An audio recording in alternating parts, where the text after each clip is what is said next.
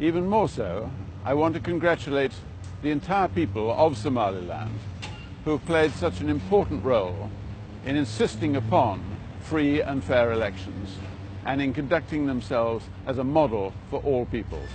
Somaliland's electoral prowess in meeting the often changing and inconsistent expectations of outsiders for how its elections should be conducted requires, even demands, an act of reciprocity from those outsiders.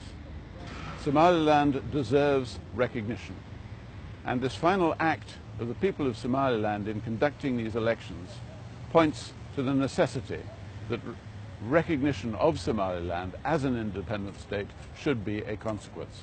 For 2 long decades, Somaliland has met the criteria, all the criteria that international law requires for independence and recognition as a member of the community of nations. Inevitably, this latest act of the people opens up important responsibilities and even more important choices for your government as you move forward.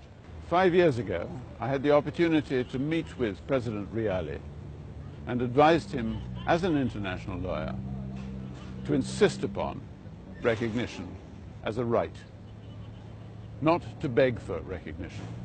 Around that time also, I had the pleasure of meeting you, Dr. Silanyoo, and of providing you with the same advice. It is very important for Somaliland to understand that recognition is something that is a consequence of all that you have done to maintain your independent statehood.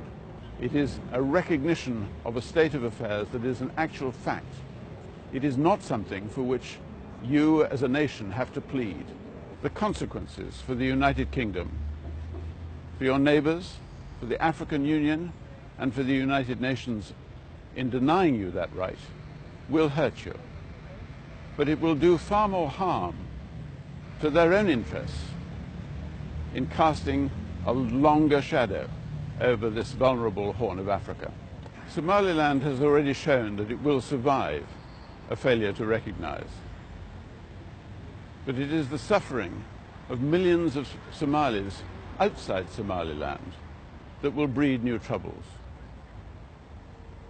We do not need new troubles. We need less.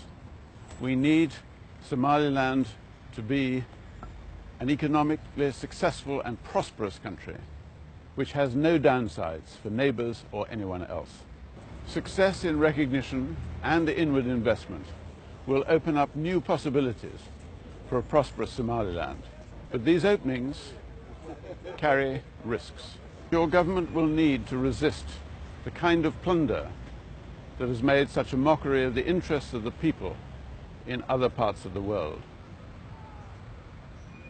I commend to you, Mr. President, the importance of transparency, the importance of openness and credibility in the opportunities that you open up for inward investment, both from your diaspora and from outside investors. And finally, I want to pay tribute to Somaliland's remarkable diaspora, whose many and available talents will cherish and support you in the difficult months and years that lie ahead of you in guiding Somaliland to this future.